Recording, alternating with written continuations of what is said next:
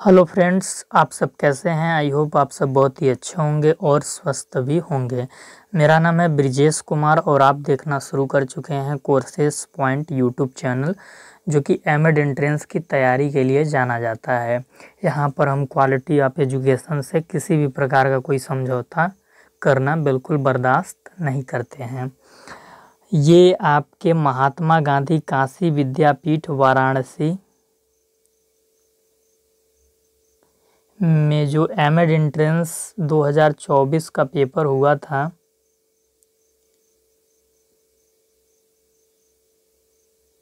MEd entrance 2024 का जो paper हुआ था, उसी के क्वेश्चन हम लोग लेकर आए हुए हैं और उसी को हम लोग सॉल्व करेंगे।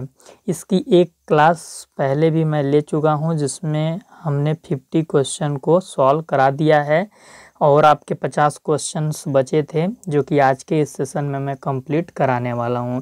यानी कि आज का ये जो सेशन है हो जाने के बाद आपका जो PYQ था 2024 एमएड एंट्रेंस का, वो पूरे तरीके से सॉल्व हो जाएगा और फिर आप अपने एग्ज़ाम की तैयारी अच्छे से कर पाओगे। PYQ सॉल्व करने के बाद जो आपका ऑफिशियल सिलेबस जारी किया गया है महात्मा गांधी काशी विद्यापीठ के तरफ से, उसका एक एक टॉपिक, एक एक यूनिट पूरे तरीके से आप अच्छे से पढ़ लेना। और जिन एस्पिरेंट्स ने ऑफिशियल सिलेबस पढ़ लिया है या फिर जितने टॉपिक उसमें दिए गए हैं उसके बारे में उनको जानकारी पहले से है, तो फिर वो क्या करेंगे कि जो बीएड 2 साल का ऑफिशियल सिलेबस है महात्मा गांधी काशी विद्यापीठ का, बीएड 2 साल के अंदर जितने भी पेपर आते हैं एजुकेशन रिलेटेड, उन सारे पेपर का अध्ययन आपको ठीक ढंग से करना होगा। चलिए, अगर आप लोग चैनल पे नए हैं तो चैनल को सब्सक्राइब कर लीजिएगा। वीडियो के डिस्क्रिप्शन में आपको टेलीग्राम चैनल का लिंक मिलेगा और साथ ही साथ व्हाट्सएप चैनल का भी लिंक मिलेगा, तो दोनों को ज़रूर ज्वाइन कीजिएगा, क्योंकि इस चैनल पर आपको एमएड एंट्रेंस की हर एक ऑथेंटिक अपडेट सबसे पहले जानने को मिलती है। और हमारा साथ आपके साथ लंबा बना रहने वाला है। आपका जो प्रवेश परीक्षा है वो हो जाने के बाद भी आपकी काउंसलिंग के समय भी पूरा आपको मेरा सहयोग मिलेगा। और उसके अगर आपका एडमिशन हो जाता है तो इस चैनल पर रेगुलर बेसिस पे एमएड 4 सेमेस्टर की क्लासेस भी चलती हैं, एमएड 2 साल 4 सेमेस्टर की। तो बिल्कुल अपना साथ लंबा बना रहने वाला है, तो बिल्कुल मुझसे कनेक्ट होइए और अच्छे से तैयारी कीजिए अभी एमएड प्रवेश परीक्षा की। चलिए देखिए, सेशन की शुरुआत करने से पहले 2 मोटिवेशनल लाइन हैं आपके लिए, ताकि आप पूरे ऊर्जा के साथ सेशन में बने रहें मेरे साथ। तर्कस में वो कोशिशों का तीर जिंदा रखो, सब कुछ हार जाओ जिंदगी में, मगर जीतने की उम्मीद जिंदा रखो। तर्कस किसे कहते हैं? तो तर्कस इस प्रकार की आकृति होती है जिसमें तीर रखते हैं, जो तीरंदाज होते हैं उसमें तीर इकट्ठा करके रखते हैं। तो बोला जा रहा है कि तर्कस जो एक पात्र है तीर को रखने का, तो उस पात्र में कोशिशों का तीर जिंदा रखना है आपको। सब कुछ हार जाने के बावजूद भी जो जीतने की उम्मीद है वो जिंदा रखनी है। ठीक, इसका तात्पर्य इससे है कि आप जब पढ़ते हो, आप जब अध्ययन कार्य कर रहे होते हो या तैयारी कर रहे होते हो, तो कई बार क्या होता है कि आपका रूटीन डिस्टर्ब हो जाता है। आप कुछ घंटे, कुछ दिन अच्छे से पढ़ लेते हो, लेकिन बीच में 2-4 दिन या 2-4 घंटे आप इधर उधर से डिस्टर्ब हो जाते हो, नहीं पढ़ पाते हो, तो आपको लगता है कि मैं तैयारी सही से कर भी पाऊँगा कि नहीं। तो डिमोटिवेट नहीं होना है। अगर आपने बहुत सारा समय बर्बाद कर दिया है तो अभी भी आपके पास बहुत समय बचा है, जीतने की उम्मीद बची है, कोशिशों का तीर जिंदा रखना है और मेरे साथ तैयारी करना है। अभी बहुत समय है, इतने समय में आप एमएड की एक सरकारी सीट निकाल जाओगे। ठीक, चलिए आज का जो पहला क्वेश्चन है 51 नंबर क्वेश्चन, वो क्या है आपके स्क्रीन पे है, आप देख सकते हैं। कार चलाना सीखना आधारित है। ठीक है, चलिए, मुझे ड्राइंग तो बहुत अच्छे से नहीं आती है, पर आप इसे कार मान लीजिए। ठीक, कार है तो नहीं, लेकिन मान लीजिए। कार चलाना सीखना आधारित है प्रयास एवं त्रुटि पर, सूझ पर, क्रिया प्रसूत अनुबंधन पर, शास्त्रीय अनुबंधन पर। Learning driving a car is based on trial and error, insight, operant conditioning, classical conditioning. तो आपको पता होगा कि कार चलाना आप एक बार में नहीं सीखते हैं, आप प्रयास करते हैं, प्रशिक्षण लेते हैं या फिर अभ्यास करते हैं, और अभ्यास के दौरान आपसे कई गलतियां भी होती हैं, और तब जाके उसके फलस्वरूप आप कोई भी गाड़ी चलाना सीख पाते हैं। तो यही चीज़ है कि जब कार चलाने में जो सीखने की प्रक्रिया है वो प्रयास एवं त्रुटि पे आधारित हमको लगती है, ट्रायल एंड एरर पे, क्योंकि इसमें हम अभ्यास के दौरान क्या करते हैं, कई गलतियां करते हैं, तब जाके हम सीखते हैं। तो इसका जो सही आंसर हो जाएगा वो ए हो जाएगा। ठीक, चलिए क्वेश्चन नंबर 52, स्वयं की गति से सीखना विशेषता है। तो जब कोई स्टूडेंट है वो स्वयं की गति से सीख रहा है, ठीक, स्वयं की गति से सीख रहा है, जैसे मन वैसे वो सीख रहा है, तो इस प्रकार के सीखने को हम क्या बोलते हैं, प्रोग्राम्ड इंस्ट्रक्शन मेथड। ठीक, अभिक्रमित अनुदेशन की विधि बोलते हैं। इसमें क्या होता है, बच्चा अपने अनुसार सीखता है, उसे कोई भी बीच में डिस्टर्ब नहीं करता है, ये चीज़ है। ठीक है, तो इसका जो सही आंसर हो जाएगा वो ए हो जाएगा। अभिक्रमित अनुदेशन जो है ये बीएफ स्किनर से जुड़ी हुई है। बीएफ स्किनर आपके प्रयास एवं त्रुटि सिद्धांत के प्रतिपादक हैं। चलिए 53 नंबर क्वेश्चन क्या है, the concept of intelligence quotient was given bye. जो बुद्धि लब्धि का प्रत्यय है वो किसने दिया था, बीने ने, गिलफोर्ड ने, स्टर्न ने, उपरोक्त कोई नहीं। तो बुद्धि के ऊपर मैंने कई सेशन लिया है, साइकोलॉजी की एक पर्टिकुलर प्लेलिस्ट बनी हुई है, चैनल के ऊपर है। मनोविज्ञान जितनी सरल भाषा में पढ़ाई जा सकती है, बिल्कुल जीरो स्तर से मैंने वो किया है, और एमएड प्रवेश परीक्षा के लिए ही खासकर पढ़ाया है। आप एक एक सेशन जाके देख लेना, वो आपका एमएड प्रवेश परीक्षा के संदर्भ में बहुत ही हेल्प करेगा। ठीक है, तो बुद्धि लब्धि का जो प्रत्यय है वो स्टर्न महोदय ने दिया था। किसने दिया था, स्टर्न महोदय ने दिया था। और जो मानसिक एज जो एमए होता है, मेंटल एज, इसका जो कॉन्सेप्ट है वो वीने महोदय ने दिया था। और संपूर्ण जो आईक्यू का फार्मूला है, होल आईक्यू का जो फार्मूला है, उसे किसने दिया था, तो उसे टर्मन ने दिया था। किसने दिया था, टर्मन ने दिया था।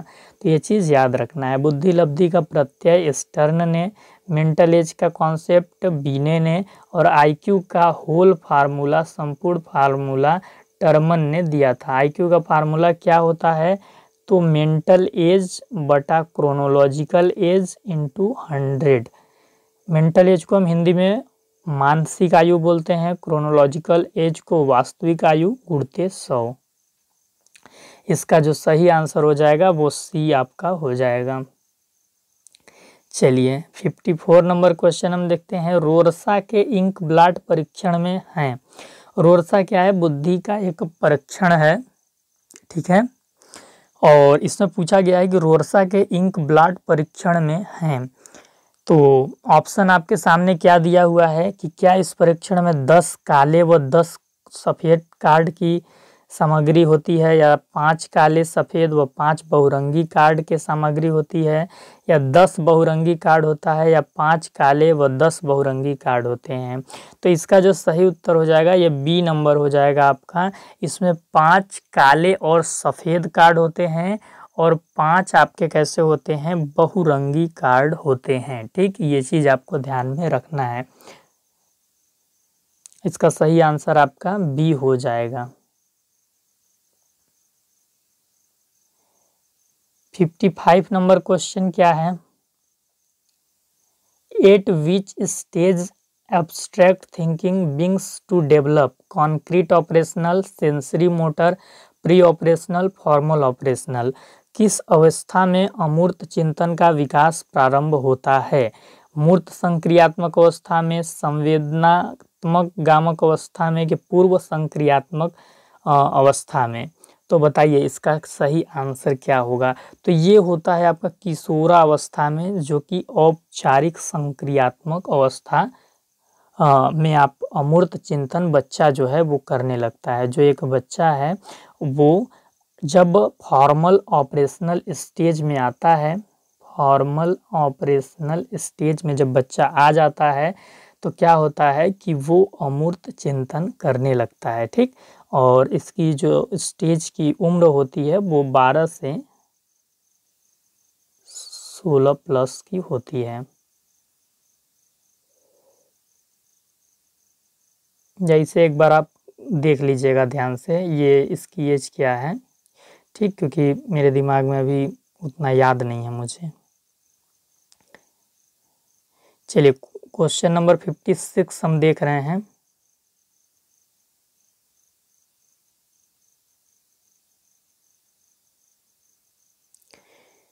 फिफ्टी सिक्स क्या है? 56 है आपका मिलान करना है, मैच करना है। और सबसे पहले है आपका क्या? शास्त्रीय अनुबंधन। सबसे पहले है आपका शास्त्रीय अनुबंधन। तो शास्त्रीय अनुबंधन किससे जुड़ा है? आपका जो क्लासिकल कंडीशनिंग है ये आपके पैवलोव महोदय से जुड़ी है। तो ए का क्या हो जाएगा? 4 हो जाएगा। फिर बी आपका क्या है? सूझ द्वारा सीखना। तो सूझ द्वारा सीखना कोहलर महोदय से जुड़ी हुई है, अंतर्दृष्टि एवं सूझ का सिद्धांत। तो जो बी का हो जाएगा वो 3 हो जाएगा। फिर सी आपका क्या है? अंतर्निर्द न्यूनता सिद्धांत, ड्राइव रिडक्शन थ्योरी। तो इसको देने वाले जो हैं वो हल महोदय हैं। ठीक, कौन है? हल महोदय। तो सी का हो जाएगा 1। फिर डी क्या है? संकेत अधिगम। तो संकेत अधिगम किसने दिया था? आपके टॉलमन महोदय ने दिए थे। तो डी का हो जाएगा 5। तो आपका 4 3 1 5 हो जाएगा। तो 4 3 1 5 बी नंबर ऑप्शन जो है वो क्या हो जाएगा? आपका सही हो जाएगा। चलिए 57 नंबर क्वेश्चन हम देखते हैं। व्यक्तित्व के आत्म सिद्धांत के प्रतिपादक थे। तो व्यक्तित्व के आत्म सिद्धांत के प्रतिपादक कौन थे?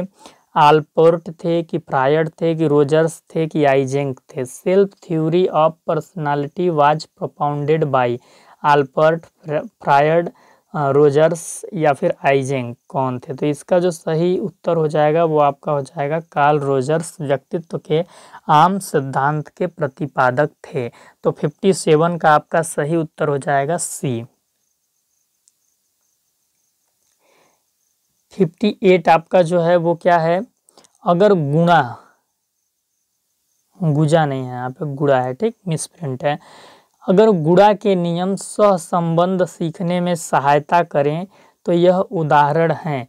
तो गुणा के नियम सहसंबंध सीखने में सहायता करें तो ये लंबवत स्थानांतरण का उदाहरण है, वर्टिकल ट्रांसफर का उदाहरण है। ये जो आपका क्वेश्चन आया है 58 नंबर क्वेश्चन, ये ट्रांसफर ऑफ लर्निंग से क्वेश्चन निकला है। और इस क्वेश्चन में बोला क्या जा रहा है? If rules of multiplication helps in learning correlation then it is an example of, कि अगर मल्टीप्लिकेशन के रूल लर्निंग में हेल्प करते हैं तो ये किसका उदाहरण है? ठीक, सहसंबंध अधिगम में हेल्प करते हैं तो किसका उदाहरण है? तो ये वर्टिकल ट्रांसफर का उदाहरण है। ठीक, वर्टिकल ट्रांसफर में क्या होता है लंबवत स्थानांतरण में, कि यदि आपने पहले कोई चीज़ सीखी है तो फिर आप जो दूसरी चीज़ सीखने जा रहे हैं उसमें ये पहली वाली चीज़ हेल्प करती है ये दूसरी वाली चीज़ को सीखने में। ठीक, जैसे एग्ज़ाम्पल अगर इसका आपको हम दें तो आप ऐसे समझ सकते हैं कि आपने सबसे पहले क्या किया कि साइकिल चलाना सीख लिया, और जब आपने साइकिल चलाना सीख लिया तो जब आप मोटरसाइकिल चलाने जाएंगे तो साइकिल चलाने का ज्ञान आपको हेल्प वहाँ पे करेगा।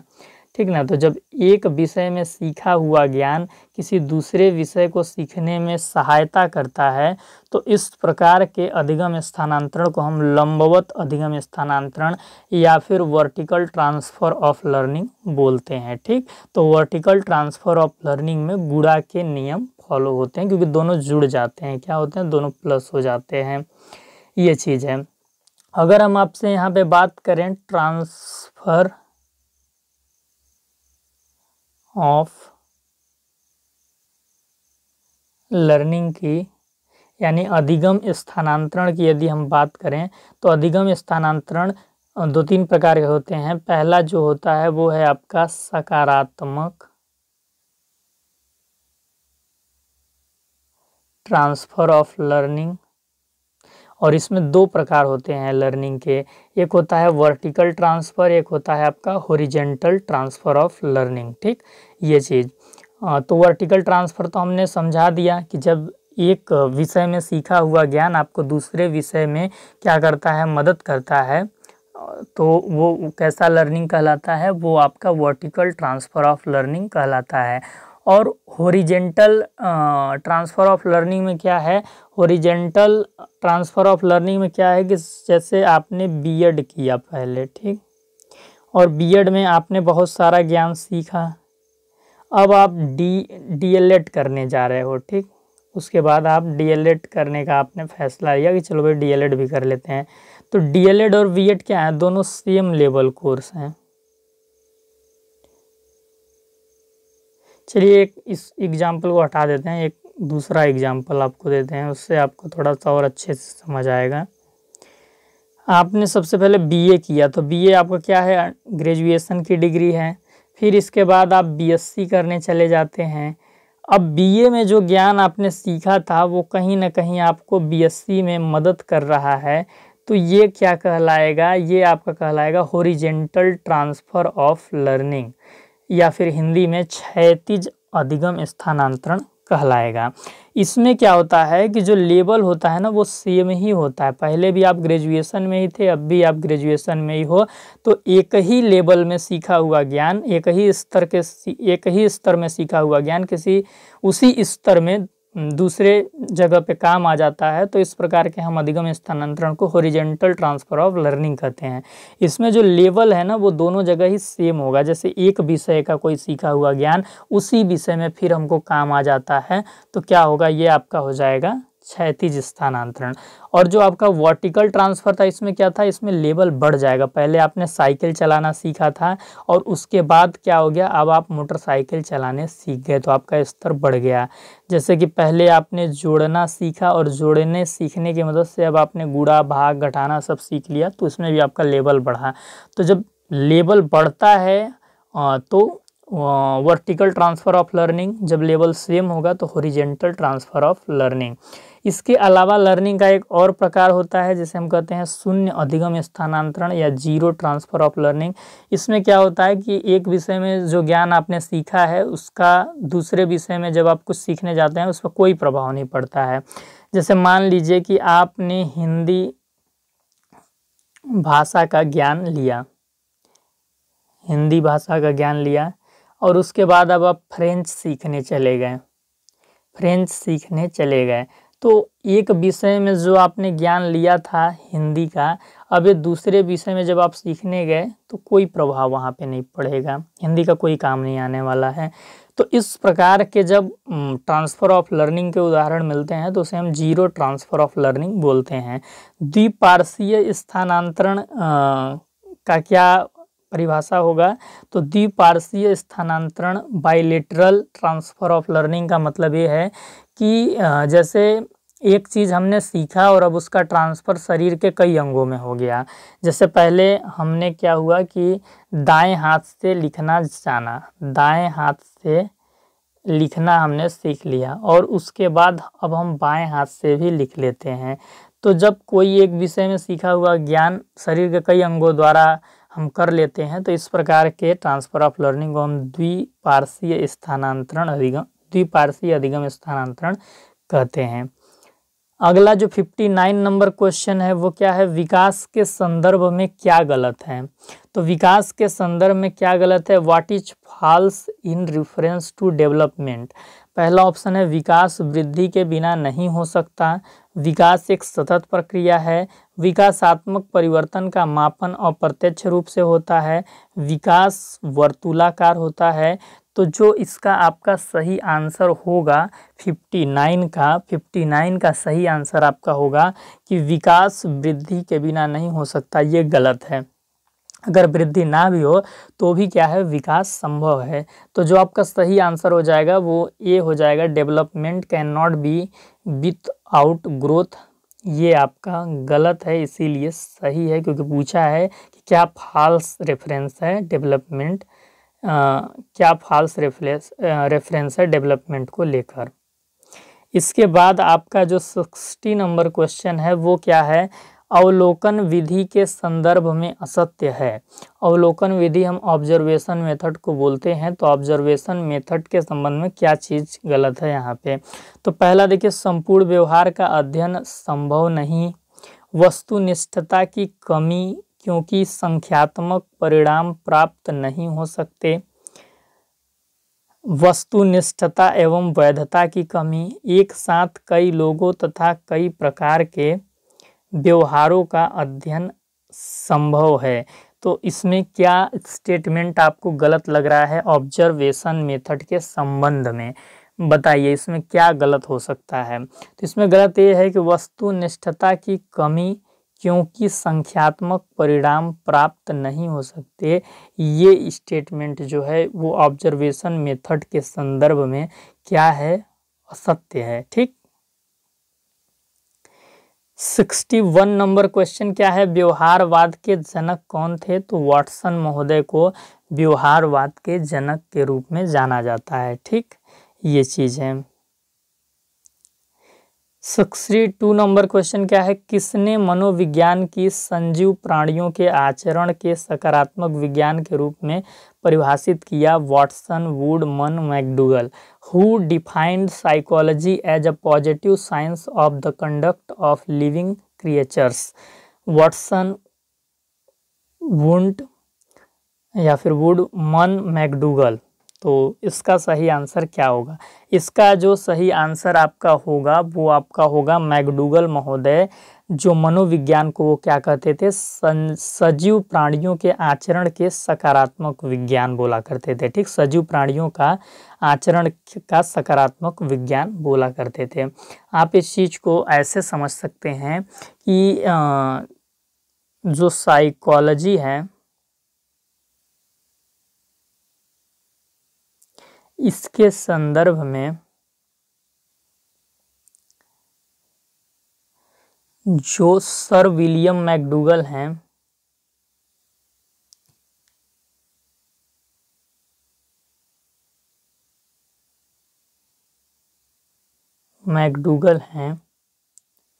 वो क्या बोलते थे, वो बोलते थे कि जो साइकोलॉजी है वो आपकी क्या है, पॉजिटिव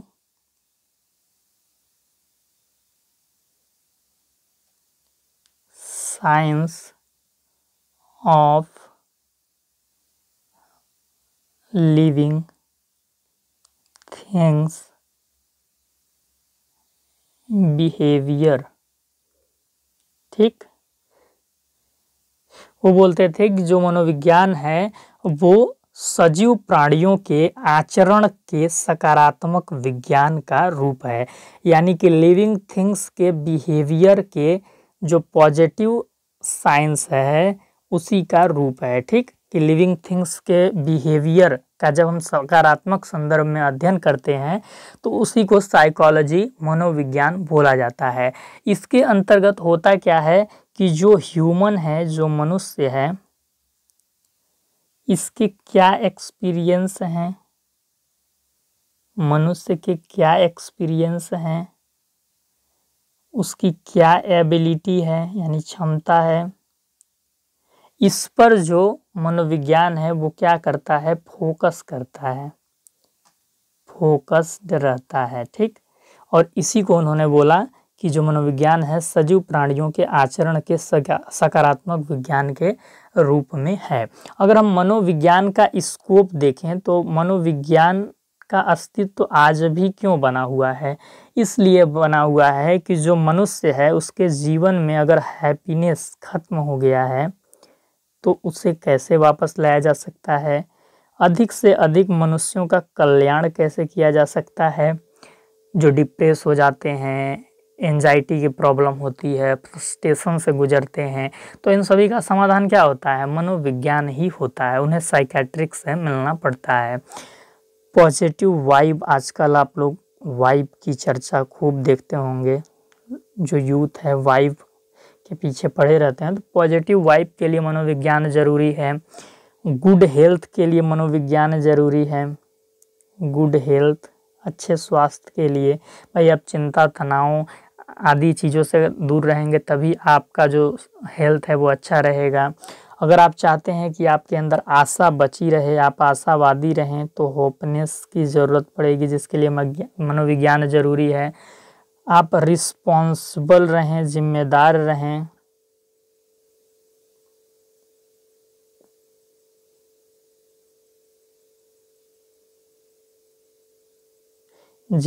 रहें, इसके लिए भी मनोविज्ञान जरूरी है।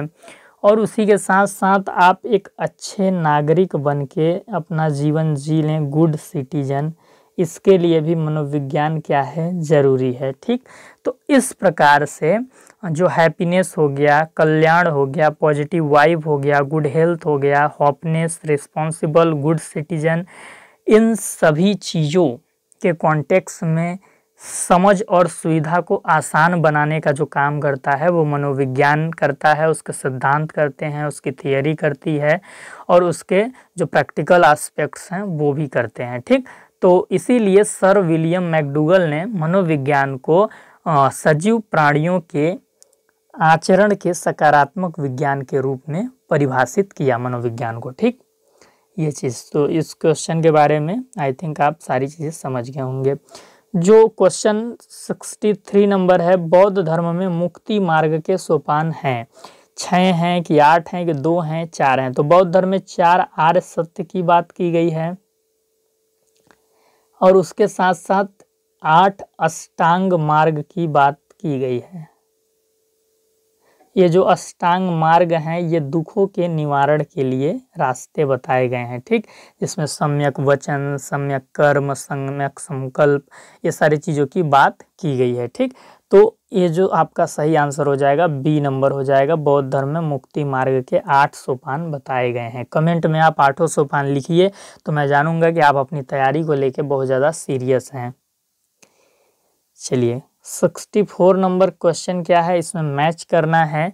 64 नंबर क्वेश्चन में हमें मैच करना है। तो करके सीखने की बात कौन करता है भैया? करके सीखने की बात करता है आपका प्रयोजनवाद। ठीक, लर्निंग बाय डूइंग की बात प्रैग्मेटिज्म करता है। तो जो ए का हमारा हो जाएगा वो 1 हो जाएगा। बी का हमारा हो जाएगा जगत जैसा है वैसा ही हमें दिखता है, ये यथार्थवाद करता है, यथार्थता की बात करता है, रियलिस्टिक चीज़ों की बात करता है कि world as it here and now, जैसा है वैसा दिखता है। तो बी का क्या हो जाएगा? 2 हो जाएगा। सी क्या है? सत्यम शिवम सुंदरम की प्राप्ति की जो बात है वो आदर्शवाद करता है। तो सी का क्या हो जाएगा? 3 हो जाएगा। और आत्म अभिव्यक्ति की बात प्रकृतिवाद करता है, तो डी का 4 हो जाएगा। 1 2 3 4 जिसमें दिखेगा वही ऑप्शन आपका सही हो जाएगा। एक सेकेंड, सी का क्या हो जाएगा? सत्यम शिवम सुंदरम की प्राप्ति 4 है। ठीक, सी का 4 और डी का 3, तो 1 2 4 3, 2 3 4 1 गलत, 4 1 2 3 गलत, 1 2 4 3, 1 2 4 3, तो जो आपका सी नंबर ऑप्शन है वो आपका सही हो जाएगा। वीडियो के डिस्क्रिप्शन में बहुत सारे प्लेलिस्ट का लिंक दिया गया है, उसमें मोस्ट ऑफ टॉपिक के ऊपर सेशन मैंने लिए हुए हैं। एक एक प्लेलिस्ट को खोल के ओपन करके देखिए उसमें कौन कौन से सेशन किस किस टॉपिक पे बेस्ड हैं, और अपना वहाँ से तैयारी कीजिए। ठीक, थोड़ा सा मेहनत तो आपको करना पड़ेगा, ये चीज़ आपको मेहनत इतनी करनी पड़ेगी। निम्न में से कौन भविष्य विज्ञान से संबंधित हैं? Alvin Toffler, Ivan Illich, John Adams, Mark Weber. ठीक, who among the following is associated with futurology? Alvin Toffler, Ivan Illich, John Adams, Mark Weber. तो आपके भविष्य विज्ञान से संबंधित जो व्यक्ति हैं इसमें वो हैं एल्विन टॉफलर। ठीक, तो इसके बारे में हम थोड़ा चीज़ें देखते हैं। इनका जो पूरा नाम है वो क्या है? इनका जो पूरा नाम है वो है Alvin Eugene Toffler.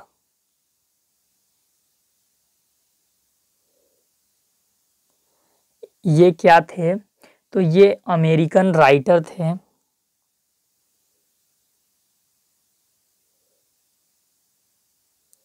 American writer थे और साथ ही साथ क्या थे? फ्यूचरिस्ट भी थे।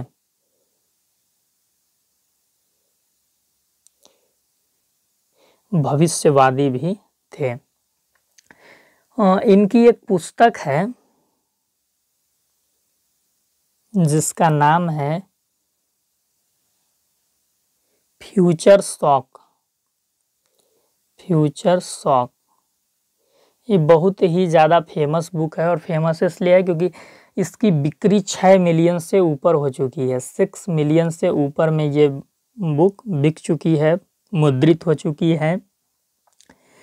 इनके जो लेखन का प्रभाव है, एल्विन टॉफलर इसलिए प्रसिद्ध हैं क्योंकि इन्होंने जो लेखनी की, इसका जो प्रभाव था वो किस क्षेत्र में पड़ा?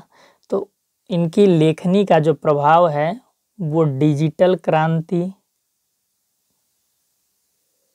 डिजिटल क्रांति व संचार क्रांति के क्षेत्र में, क्रांति के क्षेत्र में पूरे विश्व में हुआ, वैश्विक लेवल पे हुआ, वैश्विक स्तर पर हुआ। जितनी भी महत्वपूर्ण चीज़ें मैं आपको बता रहा हूँ, आप सारा नोट डाउन करते जाएंगे, क्योंकि जब आप एग्ज़ाम में बैठिएगा तो ये सारी चीज़ें आपके दिमाग में क्या होंगी? विजुअलाइज्ड होंगी।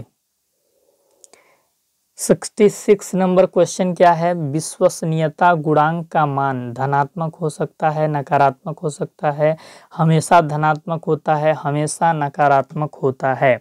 इसका सही आंसर आपका होगा हमेशा धनात्मक होता है विश्वसनीयता गुणांक का मान, रियलाइबिलिटी कोफिशिएंट का मान। 67 नंबर जो क्वेश्चन है वो क्या है? मैकाले मिनट लिखा गया था वर्ष 1831 में, 1834 में, 1835 में, 1836 में। किस सन में ये लिखा गया था? तो 67 का जो सही आंसर होगा वो आपका होगा 1835, 1835 में मैकाले मिनट लिखा गया था।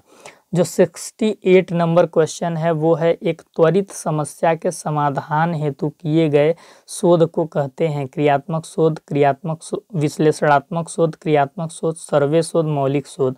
Research conducted to find solution of an immediate problem is called analytical research, action research, survey research, fundamental research. तो देखिए, जब तात्कालिक समस्या के समाधान के लिए हम कोई भी शोध कार्य करते हैं, हम कोई भी रिसर्च कार्य करते हैं, तो उसको हम क्रियात्मक शोध का नाम देते हैं, एक्शन रिसर्च का नाम देते हैं। जैसे कि अगर आप स्कूल में पढ़ा रहे हैं, मान लीजिए कि आप मैथ विषय पढ़ाते हैं और आपके विषय में बच्चे रुचि नहीं लेते हैं और लगातार आपके जो घंटी है क्लास है उसमें बच्चों का प्रदर्शन बड़ी बुरा दिखता जा रहा है, उसके लिए अगर आप एक शोध करते हैं तो इस प्रकार के शोध को हम क्या कहते हैं? क्रियात्मक शोध कहते हैं। क्रियात्मक शोध का मतलब कि जहाँ पे समस्या उत्पन्न हो रही है वहीं पे समस्या के समाधान के लिए शोध किया जाएगा और उन्हीं लोगों के द्वारा ही किया जाएगा। ठीक, कोई बाहर से स्पेशलिस्ट नहीं आएगा। तो इस तरह के त्वरित समस्या के समाधान के लिए किए गए शोध को हम क्रियात्मक शोध कहते हैं। इसका सही उत्तर बी होगा। 69 नंबर जो क्वेश्चन है, नियंत्रित समूह का प्रयोग होता है प्रयोगात्मक शोध में, वर्णनात्मक शोध में नहीं, ऐतिहासिक शोध में नहीं, सर्वेक्षण शोध में नहीं। जब आप साइंस सब्जेक्ट के लैब में जाते हो, उसका साइंस सब्जेक्ट का प्रैक्टिकल करने, तो बड़ी ही नियंत्रित तरीके से आपको काम करना होता है।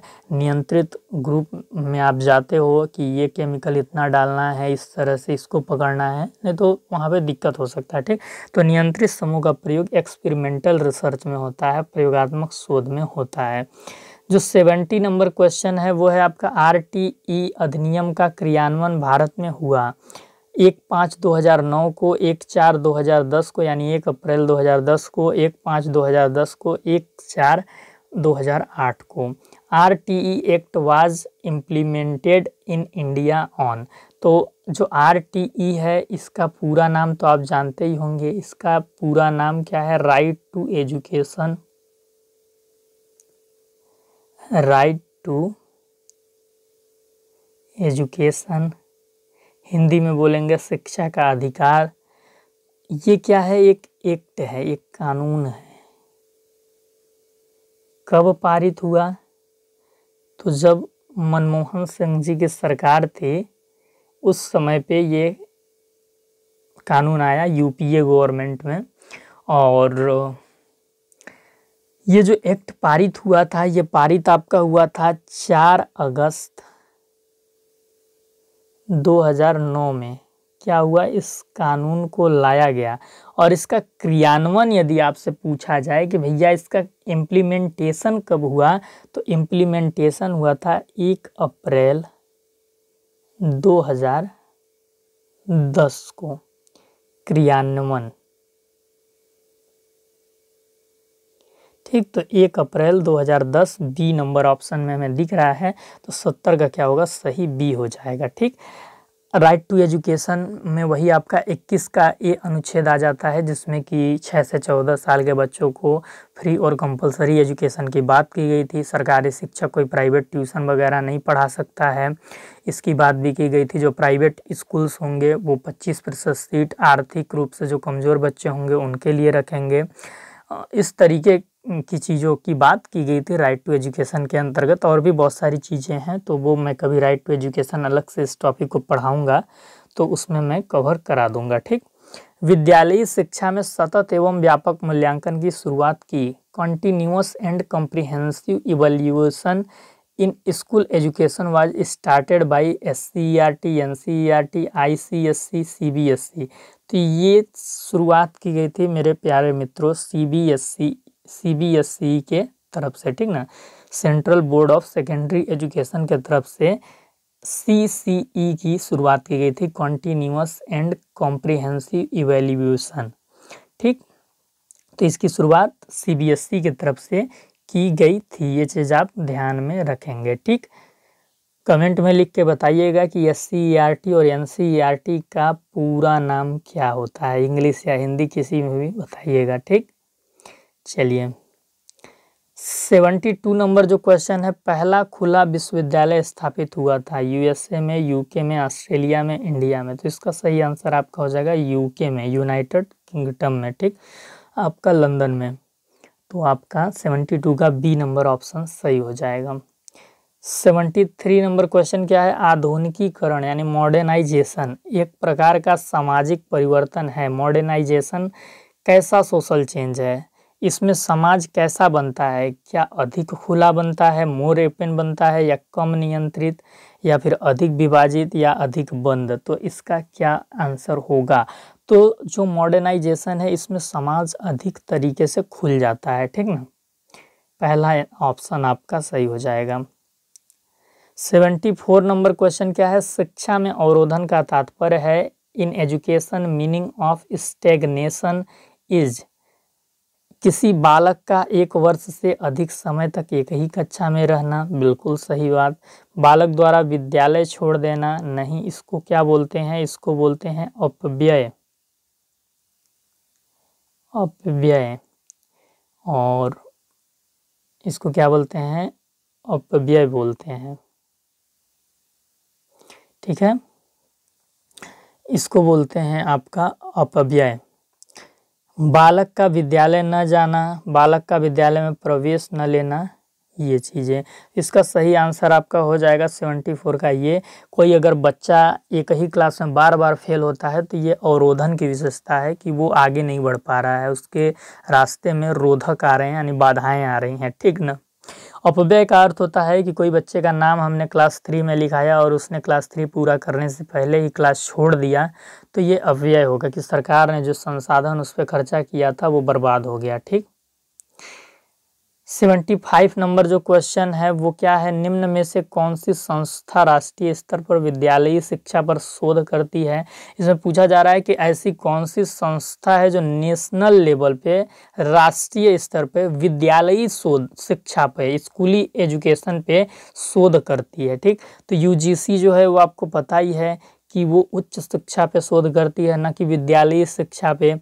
ठीक, तो इसमें जो NCERT होगा वो सही हो जाएगा। NCERT जो है आपका वो विद्यालयी शिक्षा पर शोध करती है, और भी राष्ट्रीय स्तर पर कि जो 1 से 12 तक का सिलेबस है, करिकुलम है, उसमें क्या और सुधार किए जा सकते हैं, किस प्रकार से क्वालिटी ऑफ एजुकेशन को और बढ़ाया जा सकता है, कंटेंट्स में क्या रिफॉर्म्स की ज़रूरत है, तो इन सभी चीज़ों का जो चिंतन करता है वो NCERT होता है। ठीक, NCT जो होता है वो शिक्षक शिक्षा को लेके शोध करता है। तो इसका जो सही आंसर हो जाएगा वो C नंबर आपका हो जाएगा। जो 76 नंबर क्वेश्चन है वो क्या है, सामाजिक विकास की दृष्टि से नैतिकता एवं धार्मिक आस्था जैसे प्रवृत्ति विकसित होती है। ठीक, तो सोशल डेवलपमेंट की दृष्टि से एक बच्चा है, उसमें मोरल वैल्यू कब आती है, रिलीजियस वैल्यू कब आती है, ऐसी प्रवृत्ति, ऐसा एटीट्यूड कब विकसित होता है, तो ये आपका होता है किशोरावस्था में। ठीक, फॉर्मल ऑपरेशनल स्टेज में, आपका एडोलसेंस स्टेज में बच्चे के अंदर मोरल वैल्यू आने लगते हैं, रिलीजियस बिलीफ्स आने लगते हैं, एटीट्यूड विकसित होने लगते हैं। तरल बुद्धि समानार्थी है, तो एक महोदय हुए थे आपके जिनका नाम है, मैं आपको जिक्र करना चाहूँगा, RB कैटल। इन्होंने एक सिद्धांत दिया है बुद्धि का, और इन्होंने जो बुद्धि का सिद्धांत दिया है उसमें इन्होंने बताया कि जो इंटेलिजेंस होता है वो 2 प्रकार के होते हैं। 2 प्रकार कौन कौन से बताए हैं, एक उन्होंने बताया कि फ्लूइड इंटेलिजेंस होता है, और दूसरा उन्होंने क्या बताया कि क्रिस्टल इंटेलिजेंस होते हैं। तो जो फ्लूइड इंटेलिजेंस है इसको क्या बोलते हैं, तरल बुद्धि, और जो क्रिस्टल इंटेलिजेंस है इसको क्या बोलते हैं, ठोस बुद्धि। ठोस बुद्धि। तो उन्होंने फ्लूइड इंटेलिजेंस यानी तरल बुद्धि की तुलना जनरल इंटेलिजेंस से की, सामान्य बुद्धि से की। तो तरल बुद्धि का समानार्थी क्या हो जाएगा, सामान्य बुद्धि D। और उन्होंने क्रिस्टल इंटेलिजेंस यानी ठोस बुद्धि को क्या बताया कि जो हम लर्न करते हैं, जो हम सीखते हैं, वो हमारा आ जाएगा क्रिस्टल इंटेलिजेंस में। और जो फ्लूइड इंटेलिजेंस है, तरल बुद्धि है, वो हेरेडिटी से आती है, आनुवांशिकता से आती है। ये स्पीयर के G फैक्टर वाले सिद्धांत से प्रभावित थे। ठीक, इसका जो सही उत्तर हो जाएगा आपका D हो जाएगा 77 का। पाइनिक प्रकार का व्यक्तित्व दिया था। Pyknic type personality was given by Sheldon, Kretschmer, Allport, Spranger. तो इसका सही आंसर क्या होगा, तो इसके लिए हम सबसे पहले देखेंगे कि जो क्रेस्चमर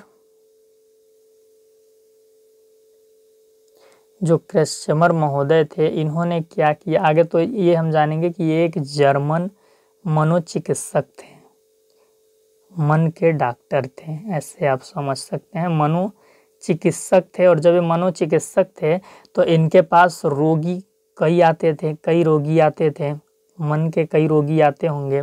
तो जब इनके पास मन के कई रोगी आते थे क्रेस्चमर महोदय के पास, तो ये क्या करते थे, रोगियों का अवलोकन करते थे, उनको ऑब्जर्व करते थे। और जब उन्होंने कई रोगियों का ऑब्जर्वेशन किया, अवलोकन किया, तो उसी का बेस लेके, उसी से एक आधार लेके उन्होंने व्यक्तित्व के 4 प्रकार बताए। उन्होंने किसके, व्यक्तित्व के 4 प्रकार बताए, सबसे पहला प्रकार क्या बताया, सबसे पहला प्रकार बताया, इसका जो सही आंसर होगा वो क्रेस्चेमर होगा। ठीक, तो सबसे पहला जो प्रकार उन्होंने बताया वो बताया कि स्थूलकाय पहला व्यक्तित्व का प्रकार होता है। स्थूलकाय को और क्या बोला जाता है, इसे चक्राभ बोल सकते हैं, या फिर इंग्लिश में क्या बोल सकते हैं, इंग्लिश में इसे पाइनिक बोला जाता है। ठीक, और इसकी विशेषता उन्होंने क्या बताई, इसकी विशेषता इन्होंने बताई कि इस प्रकार के व्यक्तित्व के जो लोग होंगे उनका जो कद होगा, उनका जो लंबाई होगा वो बहुत ही क्या होगा, छोटा होगा, बवने टाइप के होंगे। उनका जो शरीर होगा, शरीर कैसा होगा, भारी होगा, वजन मतलब ज़्यादा होगा। ठीक, और इसके बाद उन्होंने बताया कि गर्दन कैसा होगा, तो गर्दन जो होगा वो छोटा मोटा होगा, छोटा मोटा गर्दन होगा। ठीक, और इसके बाद उन्होंने क्या बताया कि इस प्रकार के जो व्यक्ति होंगे वो नेचर में कैसे होंगे, यानी स्वभाव में कैसे होंगे, उनका जो नेचर होगा वो कैसा होगा, ये तो सोशल होंगे यानी सामाजिक होंगे, साथ ही साथ हंसमुख होंगे, खुशमिजाज टाइप के होंगे, और खाने और सोने में इनको बहुत मजा आएगा। इस टाइप के व्यक्ति जो होंगे वो खाने और सोना दो चीज़ को बहुत ही पसंद करते होंगे, इसलिए मैंने दिल का सिंबल बना दिया है। ठीक, हम जिस चीज़ को पसंद करते हैं बोलते हैं I love sleeping, I love eat, I love other that kind of thing. ठीक, ये चीज़ है। तो व्यक्तित्व के 4 प्रकार बताए और पहला प्रकार ही इस क्वेश्चन में पूछा गया है, पाइनिक। इसके साथ साथ मैं आपको इनके बाकी के 3 प्रकार के बारे में भी बता देता हूँ। जो दूसरा प्रकार इन्होंने बताया था वो है दुर्बल प्रकार। ठीक, दुर्बल को हम इंग्लिश में यहाँ पे क्या बोलेंगे, एस्थेनिक, एस्थेनिक। इसकी विशेषता क्या है, दुर्बल जैसा कि नाम से ही आ रहा है, तो इस तरह के जो व्यक्ति होंगे वो पतले होंगे। कैसे होंगे, पतले होंगे, लंबाई में ठीक ठाक होगी, ज़्यादा ही लंबाई होगी। ठीक, और इसके बाद चिड़चिड़ेपन के होंगे, भाई पतले हैं तो चिड़चिड़े भी होंगे ही, न्यूट्रिशन की हो सकता है कमी हो इनके अंदर, चिड़चिड़े होंगे, जिम्मेदारी से बचते होंगे, जैसे ही जिम्मेदारी की बात आती होंगी तो ये उससे बचने का उपाय खोजने लगते होंगे। ठीक, ये चीज़ है।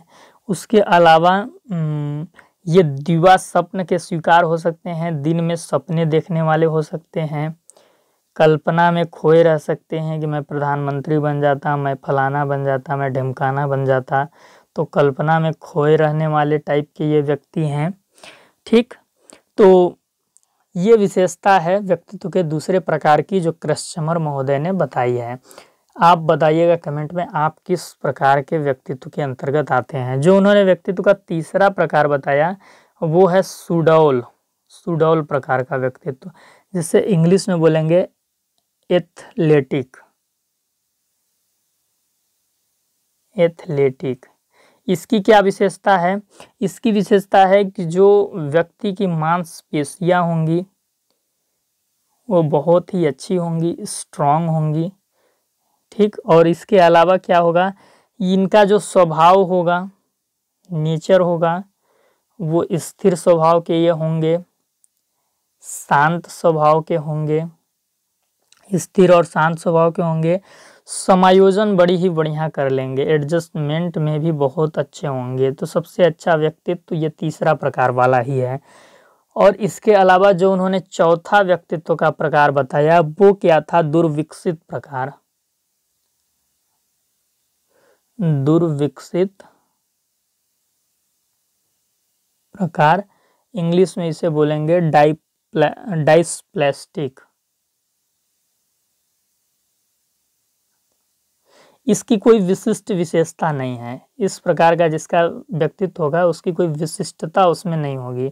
जो हमने अभी आपको व्यक्तित्व का पहला, दूसरा और तीसरा प्रकार बताया क्रेस्चमर महोदय के अनुसार, उसी में से कोई कोई गुण इसमें भी आपको दिख जाएंगे मिले हुए, कोई विशिष्टता इसमें देखने को नहीं मिलेगा। तो चलिए इस क्वेश्चन को हमने बिल्कुल अच्छे तरीके से देख लिया। इसके बाद जो 79 नंबर क्वेश्चन है वो क्या है, संवेगात्मक स्थिरता संबंधित है स्नायुविकता से, न्यूट्रोटिसिज्म से, सांवेगिकता से, मनोविकारता से, मुक्ता से। तो किससे संबंधित है? 79 का जो आपका सही हो जाएगा वो हो जाएगा आपका स्नायुविकता से संबंधित है संवेगात्मक स्थिरता। 80 नंबर जो क्वेश्चन है वो आपका क्या है, अधिगम प्रक्रिया का प्रथम सोपान क्या होता है? चिंतन, स्मृति, संज्ञान, मूल्यांकन। तो संज्ञान जो होता है वो अधिगम प्रक्रिया का प्रथम सोपान होता है। चलिए 81 नंबर क्वेश्चन देखिए, अनुभवजन्य उप सिद्धांत दिया था। Experiential sub theory was propounded by Gardner, Sternberg, Guilford, Thorndike. तो देखिए जो अनुभवजन्य सिद्धांत था उसे देने वाले आपके हैं स्टर्नबर्ग महोदय। ठीक, तो आपका जो 81 का सही हो जाएगा, बी नंबर हो जाएगा। अनुभवजन्य उप सिद्धांत की विशेषता क्या है कि आपने एक बुद्धि की थियरी पढ़ी होगी जिसका नाम है त्रियार्किक बुद्धि का सिद्धांत। मैंने पढ़ाया भी हुआ है बुद्धि के सिद्धांत वाले सेशन में। तो जो बुद्धि का त्रियार्किक सिद्धांत है, बुद्धि का जो त्रियार्किक सिद्धांत है, सिद्धांत का ही एक हिस्सा होता है अनुभवजन्य उप सिद्धांत का ही एक हिस्सा है अनुभवजन्य सिद्धांत। इसका एक अन्य नाम भी है जिसे हम कहते हैं रचनात्मक उप सिद्धांत। उप सिद्धांत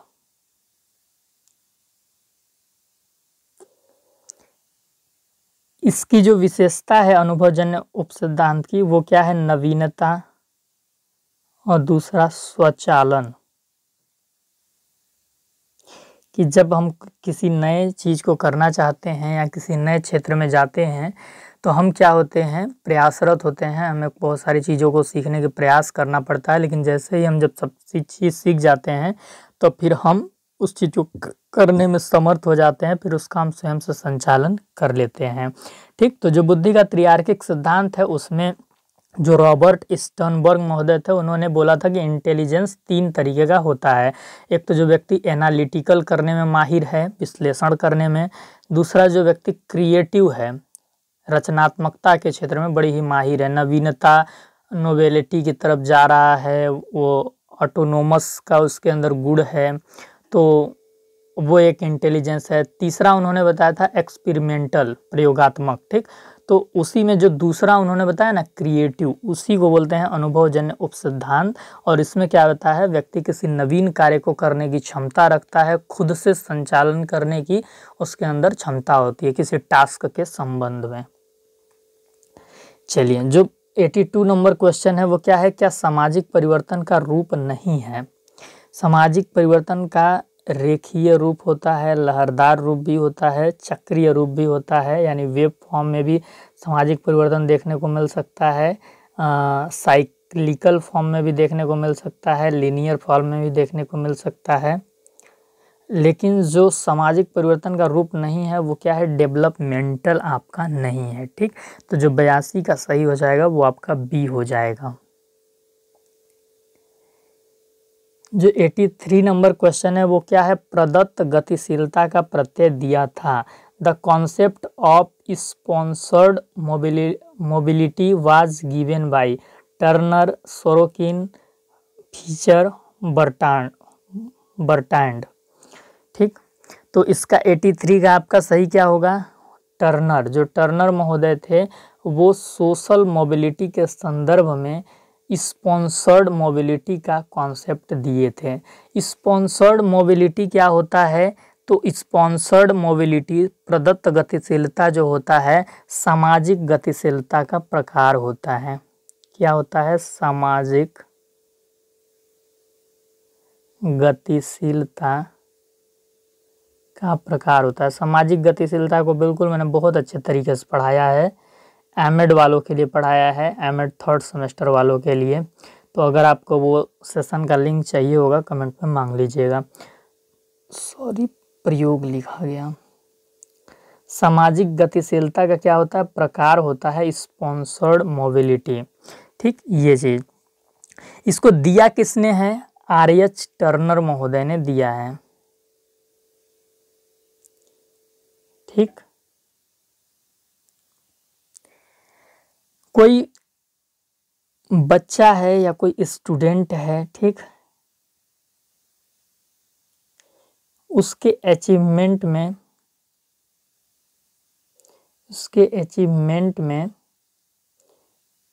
उसके बैकग्राउंड, उसके फैमिली बैकग्राउंड का मान लीजिए बहुत योगदान है, फैमिली बैकग्राउंड का बहुत ही योगदान है, तो इस प्रकार के गतिशीलता को क्या बोला जाएगा, स्पॉन्सर्ड मोबिलिटी। कि कोई स्टूडेंट मान लीजिए कि 100 में से 80 नंबर ले आता है, 100 में से 80 नंबर ले आता है, लेकिन कैसे ले आता है, क्योंकि उसके पीछे फैमिली बैकग्राउंड उसका बहुत अच्छा था, उसके पास सारे संसाधन उपलब्ध थे, बहुत ही धनी घर का लड़का था, उसके घर में सब पढ़े लिखे लोग थे, तो इसलिए उसने जो बढ़ोतरी पाई या उसने जो प्रगति की, जो प्रदत्त किया, जो हासिल किया, वो कैसा है, स्पॉन्सर्ड मोबिलिटी है। एक तरीके से उसको स्पॉन्सर किया गया है, उसको एक अलग एक्स्ट्रा सपोर्ट मिला है, तो इस प्रकार के गतिशीलता को हम सामाजिक गतिशीलता बोलते हैं। अगर इसी के विपरीत देखा जाए तो इसी के विपरीत जो गतिशीलता का प्रकार है वो क्या है, कंटेस्ट मोबिलिटी। तो कंटेस्ट मोबिलिटी किसको बोलते हैं, जिसमें बच्चा क्या है, कंपटीशन करता हुआ आगे बढ़ता है, न तो उसका फैमिली बैकग्राउंड सही है, न तो उसको बहुत अच्छे से संसाधन मिला था, लेकिन फिर भी उसने बढ़ोतरी प्राप्त की, फिर भी उसने अच्छा रैंक हासिल किया, तो इसको हम बोलेंगे कंटेस्ट मोबिलिटी। तो contest mobility is opposite of sponsored mobility. Sponsored mobility का विपरीत रूप है आपका कंटेस्ट मोबिलिटी। ठीक, तो इस जो प्रश्न है इसका उत्तर होगा टर्नर। इसके बाद जो आपका 84 नंबर क्वेश्चन है, किस प्रदेश में राज्य खुला विश्वविद्यालय नहीं है, महाराष्ट्र, वेस्ट बंगाल, मध्य प्रदेश, तो इसका सही आंसर हो जाएगा मेघालय।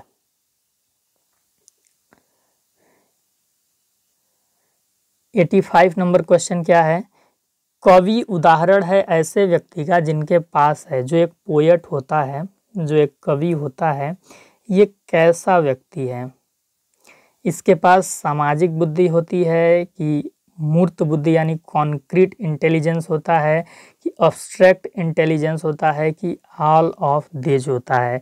तो जो 85 का सही आंसर होगा उसके अंदर देखिए सोशल इंटेलिजेंस भी होगा, मूर्त बुद्धि भी होगी, लेकिन जो ज़्यादा मात्रा में जो सबसे प्रमुखता होगी वो क्या होगी, अमूर्त बुद्धि होगी। कवि किस लिए जाने जाते हैं, अपनी कल्पनाओं के लिए जाने जाते हैं, अपनी रचनाओं के लिए जाने जाते हैं, तो वो क्या होते हैं, अमूर्त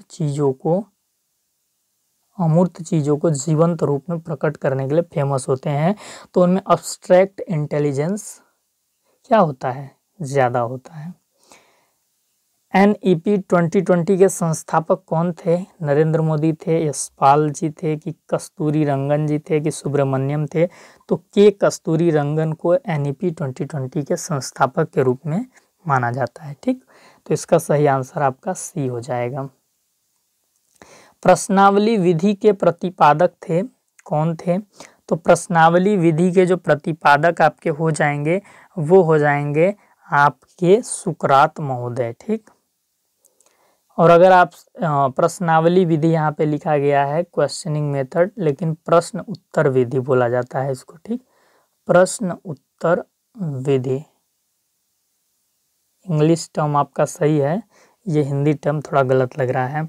अगर आपसे पूछा जाए कि क्वेश्चनर मेथड की बात किसने की, तो क्वेश्चनर मेथड की बात सर फ्रांसिस गाल्टन ने की थी। ठीक, ये चीज़ आप ध्यान रखेंगे। अब ये हमने जाना कि सुकरात के शिक्षण विधि की बात करते थे, प्रश्न उत्तर शिक्षण विधि की बात करते थे। तो प्लेटो किस शिक्षण विधि की बात करेंगे, प्लेटो के गुरु कौन थे, सुकरात थे। और प्लेटो कैसे विद्यार्थी थे, बहुत ही विनम्र विद्यार्थी थे। अगर विद्यार्थी के रूप में अगर आपको आदर्श खोजना है कि एक आदर्श विद्यार्थी का रूप क्या होगा, तो प्लेटो ही होगा। प्लेटो में अपने गुरु को लेकर बहुत विनम्रता थी, उनके पास जितना भी ज्ञान था उसका सारा श्रेय वो अपने गुरु को ही देते थे। तो इसलिए उन्होंने भी जो प्रथम शिक्षण विधि को प्रेफर किया है वो प्रश्न उत्तर विधि को ही किया है, और उसने सुकरात शिक्षण विधि के नाम से बोला है। ठीक, और इसके अलावा जो प्लेटो थे वो किस प्रकार के शिक्षण विधि की बात करते थे, तो उसके बाद जो प्लेटो थे वे द्वंद्वात्मक शिक्षण विधि की बात करते थे कि दो चीज़ों की तुलना करके हम बहुत कुछ सीख सकते हैं। इसके बाद प्लेटो खेल विधि के भी समर्थक थे। वे मानते थे कि संगीत विधि से भी सिखाया जा सकता है बच्चों को। तो वे प्रश्न उत्तर विधि, द्वंद्वात्मक विधि, खेल विधि और संगीत विधि की बात करते थे। ठीक, इसके अलावा अब हम क्या जानेंगे, अरस्तु के बारे में।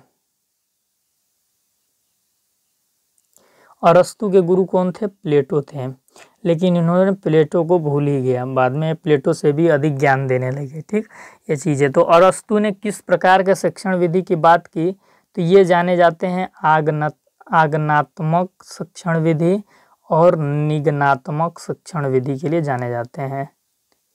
इंडक्टिव टीचिंग मेथड और डिडक्टिव टीचिंग मेथड के लिए जाने जाते हैं, उदाहरण से नियम की ओर, नियम से उदाहरण की ओर।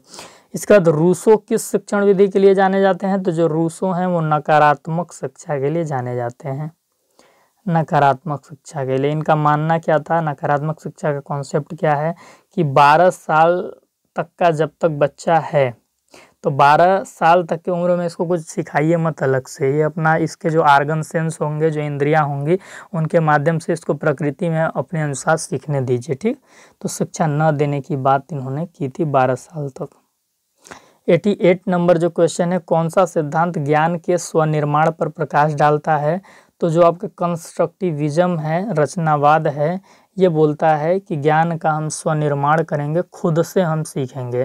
कंस्ट्रक्टिविज्म के रेफरेंस में लर्निंग का एक पर्टिकुलर मैंने सेशन लिया है 30-40 मिनट का, मनोविज्ञान के प्लेलिस्ट में मिलेगा।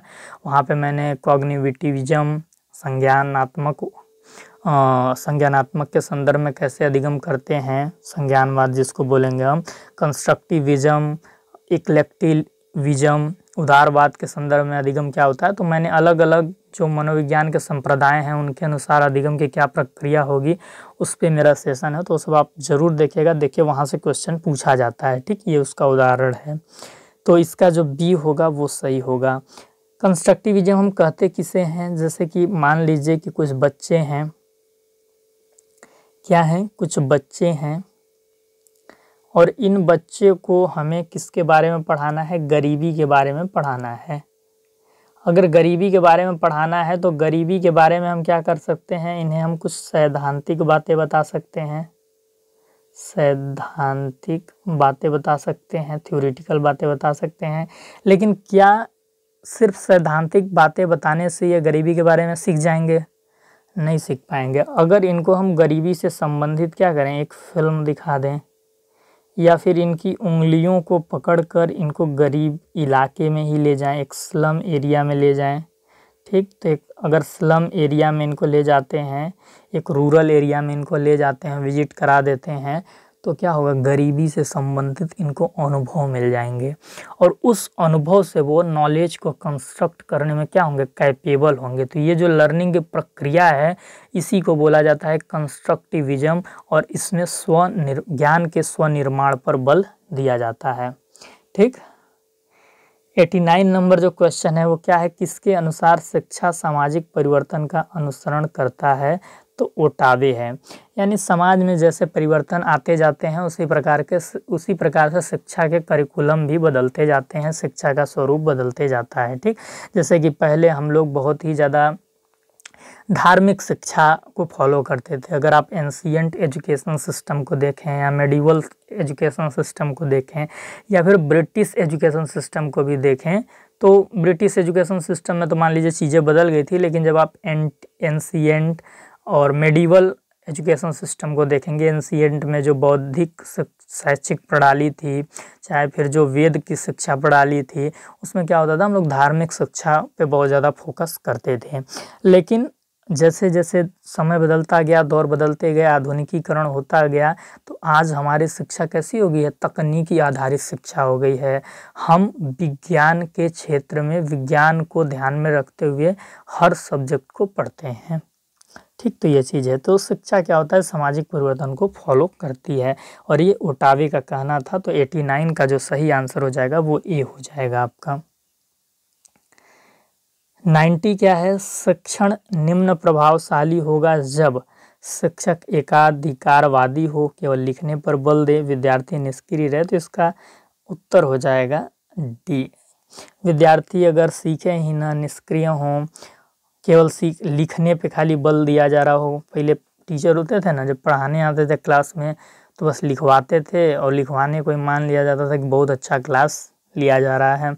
शिक्षक एकाधिकारवादी हो, यानी शिक्षक क्या हो? तनाशाह हो।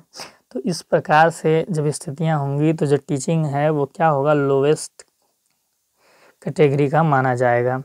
91 नंबर क्वेश्चन क्या है? निम्न में से कौन बहुलांक का सूत्र है? तो ये सी नंबर आपका सही हो जाएगा। 3 median minus 2 mean equal to mode. तो सी नंबर आपका क्या हो जाएगा? सही हो जाएगा। सांख्यिकी से देखिए बहुत ज़्यादा क्वेश्चन पिछली साल पूछे गए थे 2024 में। अब इस साल तो सांख्यिकी को आपका सिलेबस में ही नहीं रखा है एमजीक्यूपी ने, लेकिन मुझे उम्मीद है कि इस साल भी वो वही दोहराएगा और सांख्यिकी से जम के क्वेश्चन पूछे जाएंगे। 10 तो पूछे ही जाएंगे। ठीक, तो सांख्यिकी का जो सेक्शन है वो आप अच्छा से तैयार कर लीजिएगा। लिंग को किस स्तर पर रखते हैं? Gender is categorised on which scale? Nominal, ordinal, ratio, interval. तो जो लिंग है नाम मात्र का है, ठीक ना? मेल, फीमेल,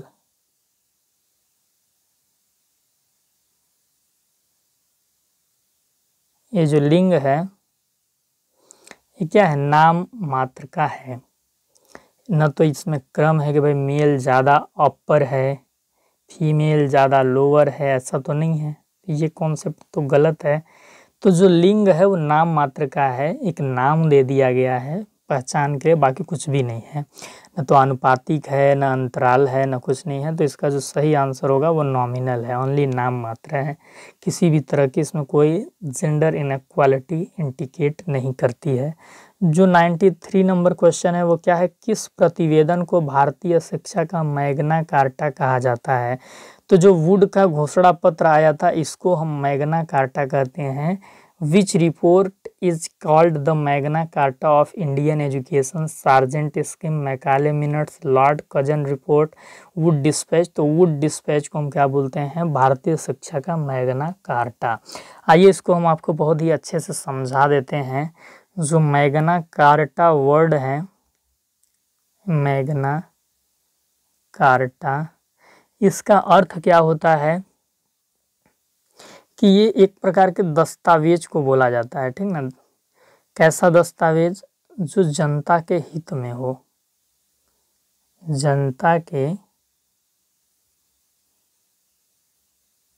हित में हो, इस प्रकार का कोई दस्तावेज है जो जनता की आवाज़ को मजबूत करता है, जनता की स्थिति को सुधारता है या सुधारने वाला हो, तो उसे मैग्ना कार्टा बोला जाता है या फिर महान चार्टर बोला जाता है। क्या बोला जाता है? महान चार्टर बोला जाता है। ठीक, तो जो वुड का घोषणा पत्र था वो आपका कब आया? 1854 में आया, ड्यूरिंग ब्रिटिश गवर्नमेंट।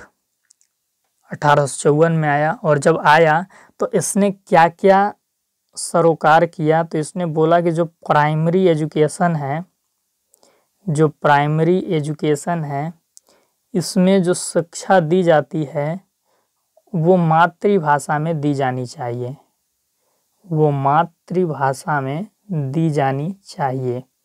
और जो विश्वविद्यालय हैं, जो यूनिवर्सिटीज़ हैं, जो यूनिवर्सिटीज़ हैं उसमें जो शिक्षा दी जाती है वो अंग्रेजी भाषा में दी जानी चाहिए, वो अंग्रेजी भाषा में दी जानी चाहिए। जो वुड महोदय थे इनका मैं व्यक्तिगत रूप से प्रशंसक हूँ, क्योंकि ये पहले अंग्रेज अधिकारी थे जिन्होंने भारतीय शिक्षा की सरोकार की, भारतीय शिक्षा को मजबूती दी, भारतीय शिक्षा के फेवर में बात की थी। ठीक, इनका कहना था कि जो मातृभाषा है उसी में हमें प्राइमरी एजुकेशन देंगे और जो यूनिवर्सिटीज़ हैं उसमें जो उच्च शिक्षा है वो हम अंग्रेजी में देंगे। और यहीं पे बात नहीं ख़त्म होती है, वो इस घोषणा पत्र में क्या बोलते हैं कि शिक्षण संस्थानों की स्थापना की जाएगी। वो मानते थे कि भारत में पर्याप्त शिक्षण संस्थान नहीं है, तो शिक्षण संस्थानों की क्या होगी, स्थापना और ज़्यादा संख्या में होगी। और कैसे शिक्षण संस्थानों की, तो उसमें वो बोलते हैं कि यूनिवर्सिटीज़ की भी स्थापना करने की ज़रूरत है, यूनिवर्सिटीज़ की भी कम है तो उसको भी बढ़ाया जाए, ज़्यादा किया जाए। और इसके बाद वो हाई स्कूल संस्थाओं की भी बोले कि वो भी खोला जाए, और उसके साथ प्राइमरी स्कूल भी बढ़ाने पे उन्होंने जोर दिया ये चीज़। इसके अलावा उन्होंने क्या बोला, उसके अलावा भी जो महत्वपूर्ण चीज़ें उन्होंने अपने घोषणा पत्र में बताई, उन्होंने वुमेन एजुकेशन, महिला शिक्षा की बात की, व्यावसायिक शिक्षा की बात की, वोकेशनल एजुकेशन, व्यावसायिक शिक्षा की बात की, धर्मनिरपेक्ष शिक्षा की बात की, कि जो यहाँ की संस्कृति है, भारत की जो संस्कृति है उस पे आधारित एजुकेशन का करिकुलम होना चाहिए, उन्होंने ऐसा बोला। और सबसे इम्पोर्टेंट उन्होंने बोला कि सरकार द्वारा सहायता अनुदान देना चाहिए, सरकार द्वारा सहायता के रूप में अनुदान मिलना चाहिए शिक्षण संस्थानों को, जिससे वो फल फूल सकें, नए शिक्षण की संस्थापना भी हो सके। तो इस तरह भारत के फेवर में उन्होंने बहुत सारी चीज़ें बोली थी। इसीलिए जो वुड का घोषणा पत्र है, जो वुड का ये जो घोषणा पत्र था, वुड डिस्पैच था, इसको मैग्ना कार्टा बोला गया भारतीय शिक्षा का। जो आपका 94 नंबर क्वेश्चन है वो guidance and counselling in school education से के अंतर्गत से आया है 94 नंबर क्वेश्चन। इसमें जो क्वेश्चन है, निर्देशात्मक परामर्श के सोपानों के क्रम की सही पहचान करें, identify the correct sequence of steps of directive counselling. तो आपको पता ही है जो काउंसलिंग 3 प्रकार की होती हैं, डायरेक्टिव, इनडायरेक्टिव और इक्लेक्टिव। ठीक, ये चीज़ है। तो इसमें बताना है कि डायरेक्टिव काउंसलिंग के जो स्टेप्स हैं उनका जो सही सीक्वेंस है, करेक्ट सीक्वेंस है, वो क्या है। तो इसका जो बी नंबर है वो आपका सही हो जाएगा। सबसे पहला विश्लेषण आता है जिसको हम एनालिसिस बोलते हैं, फिर संश्लेषण जिसको सिंथेसिस बोलते हैं, फिर डायग्नोस, फिर प्रेडिक्शन, और इसके बाद 5वां स्टेप आपका होता है काउंसलिंग, और 6वां होता है फॉलो अप प्रोग्राम। तो कुल 6 स्टेप्स होते हैं डायरेक्टिव काउंसलिंग में। ये चीज़ आप याद रखेंगे। इसके लिए एक शॉर्ट फॉर्म है जो आप मतलब निमोनिक है, ASDPCF। ये से क्या हो जाएगा, एनालिसिस पहला चरण हो जाएगा, सिंथेसिस दूसरा चरण हो जाएगा, डी से हो जाएगा डायग्नोस तीसरा चरण, पी से हो जाएगा प्रोग्नोस या प्रेडिक्शन चौथा चरण, सी से हो जाएगा काउंसलिंग यानी इस स्टेप में परामर्श दिया जाएगा, और जो 6वां या अंतिम स्टेप है वो क्या हो जाएगा, फॉलो अप प्रोग्राम। ये 6वां स्टेप हो जाएगा। तो ये आप याद रख लेंगे।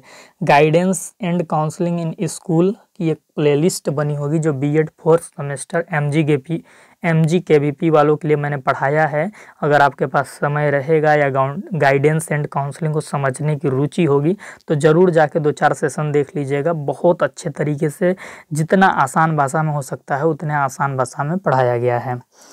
95 नंबर क्वेश्चन क्या है कि समूह के सदस्यों के मध्य सामाजिक अंतःक्रिया आधारित नहीं होती है।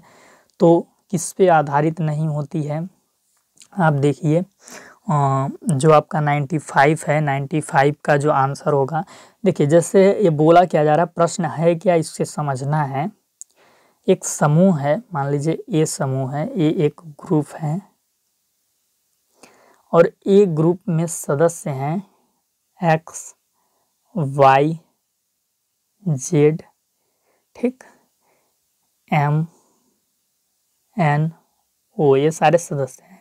अब इन सदस्यों के बीच में एक्स, वाई, जेड के बीच में जो सोशल इंटरेक्शन है, जो सोशल इंटरेक्शन है वो किस पे आधारित होगा? संघर्ष पे आधारित होगा, या तो ये प्रतिस्पर्धा करने के लिए एक दूसरे से इंटरेक्शन करेंगे, या फिर एक दूसरे से ये कुछ सीखना चाहेंगे, इसके लिए एक दूसरे से मिलेंगे, परस्पर संबंध रखेंगे, आत्मसात करने की कोशिश करेंगे, ये एक संगठन में रहना चाहेंगे, मतलब बंध के रहना चाहेंगे कि हम सब एक हैं, उसके लिए भी ये आपस में इंटरेक्शन करेंगे।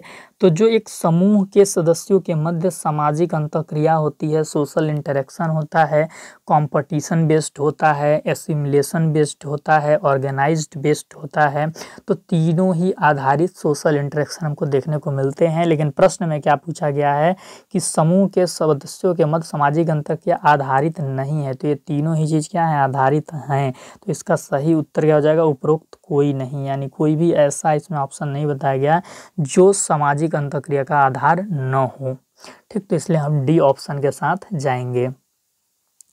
जो 96 नंबर क्वेश्चन है वो क्या है? इसमें मानक विचलन निकालना है, और मानक विचलन निकालने के लिए मैंने आपको बताया ही था कि सबसे पहले आप क्या करते हैं, सारे पदों को जोड़ देते हैं, और सारे पदों को जोड़ने के बाद आप जितने पद हैं उसमें आप कुल पदों की संख्या से भाग दे देते हैं, और फिर जितना आता है वो आपका मीन का मान हो जाता है। ये आपका मीन हो गया। इसके बाद आप एक कॉलम बनाते हैं, x minus mean, x minus mean का स्क्वायर। तो हमारे पद क्या हैं? 13, 8, 9, 10, 15। एक्स माइनस मीन, तो मीन अभी हमने 11 निकाला था, तो 13 minus 11, 8 minus 11, 9 minus 11, 10 minus 11, 15 minus 11। तो 13 माइनस 11 क्या आ जाएगा आपका? 2। चलिए हम ऐसे कोष्ठक में लिख देते हैं। 8 माइनस 11 माइनस का 3, 9 माइनस 11 माइनस का 2 माइनस का 1, और 15 माइनस 11 4। इस सब का हम क्या कर देंगे? स्क्वायर कर देंगे। तो 4, 9, 4, 1, 16। इन सब को हम क्या करेंगे? जोड़ देंगे। जोड़ने पे हमारा क्या आएगा? 34। और 34 हमारा किसका मान हो जाएगा? यक्स माइनस मीन का स्क्वायर। अब हम निकालेंगे सिग्मा, स्टैंडर्ड डेविएशन, जिसका सूत्र होता है यक्स माइनस मीन का स्क्वायर बटा n। तो क्या हो जाएगा? 34 और कुल पदों की संख्या 5, तो ये अंडर रूट में हमारा हो जाएगा 6.8, और जब इसका हम वर्गमूल निकालेंगे तो 2.61 आएगा। तो इसका सही आंसर आपका डी हो जाएगा। वर्गमूल आप भाग विधि से निकाल लीजिएगा, यहाँ पे मैं निकालूंगा तो बहुत समय लग जाएगा। डीपीईपी की शुरुआत हुई थी 1994 में, 1992 में, 1990 में, 1996 में। तो ये 97 नंबर जो क्वेश्चन है, तो इसका जो सही आंसर है 1994 हो जाएगा। और डीपीईपी के बारे में आप जान लीजिए, इसका जो फुल फॉर्म होता है वो क्या है? District primary education programme.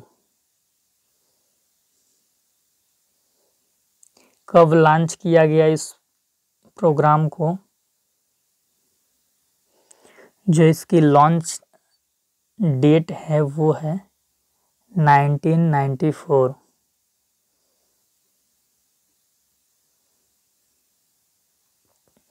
इसके अलावा इसके जो एम्स थे, इसके जो उद्देश्य थे वो क्या थे? यूनिवर्सलाइजेशन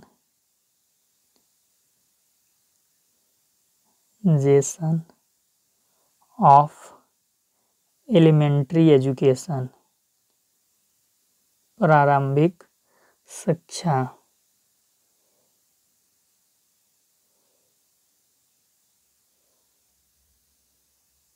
ठीक, इसके अलावा इस प्रोग्राम की क्या विशेषता है, इस प्रोग्राम को शुरुआत करने में वर्ल्ड बैंक ने क्या की थी, सहायता प्रदान की थी, सहायता प्रदान की थी इसके शुरुआत के लिए।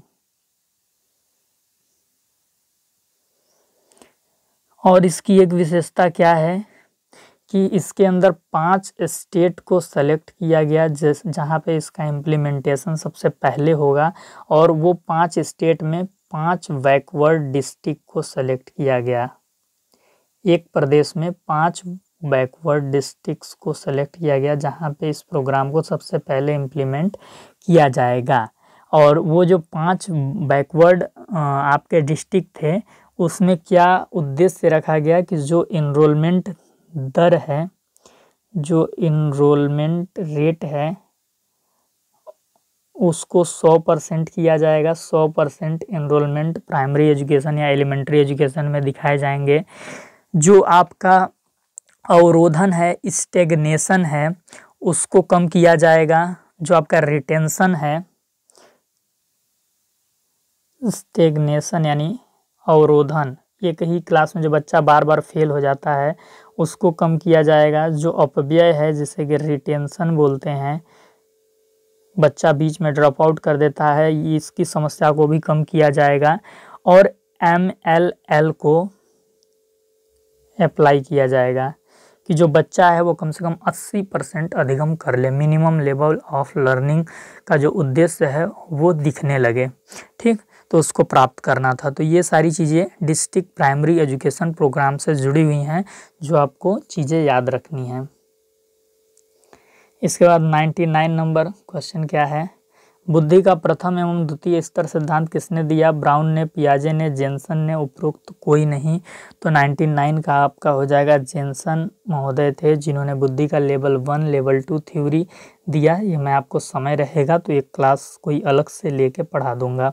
चरों के मध्य अस्थायी संबंध निरूपित करने वाले अभिकथन जिसका परीक्षण किया जा सकता है उसे कहते हैं इंद्रियानुभाविक सत्यापन, शोध अभिकल्प, शोध समस्या, शोध परिकल्पना। A statement which setups a tentative relationship between variables which can be tested is called empirical verification, research design, research problem, research hypothesis. तो उसको बोला जाता है रिसर्च हाइपोथेसिस कि दो चर हैं उनके मध्य में कोई ऐसा स्टेटमेंट जो कि परमानेंट नहीं होगा, आगे जाकर बदल भी सकता है। तो इस प्रकार के स्टेटमेंट और उसका वेरिफिकेशन भी किया जा सकता है, यानी उसका प्रैक्टिकल भी किया जा सकता है। तो ऐसे स्टेटमेंट को हम रिसर्च हाइपोथेसिस बोलते हैं। ठीक ना, जैसे हम कोई शोध करते हैं तो शोध करने के दौरान हम एक हाइपोथेसिस क्रिएट करते हैं कि इस समस्या का समाधान ये हो सकता है, और फिर उस स्टेटमेंट को कैसे हम इम्प्लीमेंट कर सकते हैं, उसका वेरिफिकेशन करते हैं, वो भी चीज़ हम देखते हैं। ठीक ना, तो इस प्रकार के स्टेटमेंट को रिसर्च हाइपोथेसिस बोला जाता है। तो इस तरीके से जो आपका टोटल 100 क्वेश्चन था वो हमने कंप्लीट कर लिया। तो इट मीन्स कि जो महात्मा गांधी काशी विद्यापीठ का प्रीवियस ईयर क्वेश्चन पेपर 2024 का था एमएड एंट्रेंस का, और वो हमने सफलतापूर्वक क्या किया, कंप्लीट कर लिया। आप अपना अनुभव बताइएगा कैसा रहा, चीज़ें आपको समझ में आई या नहीं आई। ठीक, और इस साल जब आपका पेपर होगा तो आपसे रिक्वेस्ट है कि जैसे ही 2025 का पेपर होगा तो आप उसकी PDF बना के मेरे व्हाट्सएप पे भेज देंगे। ठीक, मेरे व्हाट्सएप का जो लिंक मेरे व्हाट्सएप तक आप कैसे पहुंच सकते हैं, तो वीडियो के डिस्क्रिप्शन में आप जाएंगे, वहां पे आपको व्हाट्सएप ग्रुप का लिंक मिलेगा। व्हाट्सएप ग्रुप को ज्वाइन करेंगे, एडमिन वाला नंबर मेरा है, और उसी पे आप मैसेज करके जो PDF होगी 2025 की पेपर की, वो भेज दीजिएगा। क्योंकि देखिए पिछले साल के जो बच्चे थे उन्होंने PDF बना के अच्छे से भेजा था, इसीलिए मैंने आपको PYQ करा दिया। तो सोचिए अगर वो बच्चे हेल्प ना करते, छात्र हित में इतना काम ना करते, तो आप लोग को PYQ नहीं मिलता। तो जो 2026 में आने वाले बच्चे हैं उनके छात्र हित को ध्यान में रखते हुए आप जो 2025 में एमएड प्रवेश परीक्षा देंगे उसकी PDF बनाकर मुझे भेज दीजिएगा। इस पेपर की PDF एग्ज़ाम से 2-3 दिन पहले मैं टेलीग्राम पर डाल दूंगा। अभी कोई भी PDF नहीं मांगेगा बच्चा, क्योंकि अभी आपको पूरा चैनल पे वीडियो देख के एक एक क्वेश्चन अपने नोट्स में लिख के प्रैक्टिस करना है, क्योंकि एक एक क्वेश्चन में बहुत सारे फैक्ट्स मैंने बताया हुआ है। तो ये प्रीवियस ईयर क्वेश्चन नहीं है, कंप्लीट मैराथन क्लास है, जो अगर आपने सही से देख लिया तो आपका 25 से 30% तैयारी तो सिर्फ PYQ से ही हो जाएगा। ठीक, तो अभी कोई भी बच्चा PDF नहीं मांगेगा, एग्ज़ाम नज़दीक आते मैं खुद से टेलीग्राम पर डाल दूंगा। ठीक, चलिए सेशन पे नए होंगे, चैनल पे नए होंगे तो चैनल को सब्सक्राइब कर लीजिएगा। वीडियो के डिस्क्रिप्शन में टेलीग्राम चैनल का लिंक होगा। एमएड एंट्रेंस की कोई भी ऑथेंटिक अपडेट यदि आप चाहते हैं कि सबसे पहले पाएँ तो टेलीग्राम चैनल को ज्वाइन कीजिएगा। और आपसे पर्सनल रिक्वेस्ट है कि अगर आपको मेरा मेहनत, मेरा कमिटेड होना अच्छा लगता होगा तो आपसे रिक्वेस्ट है कि व्हाट्सएप चैनल पे कम फॉलोवर हैं तो व्हाट्सएप चैनल को मेरे लिए, मेरे व्यक्तिगत खुशी के लिए ज्वाइन कर लीजिएगा, मुझे अच्छा लगेगा।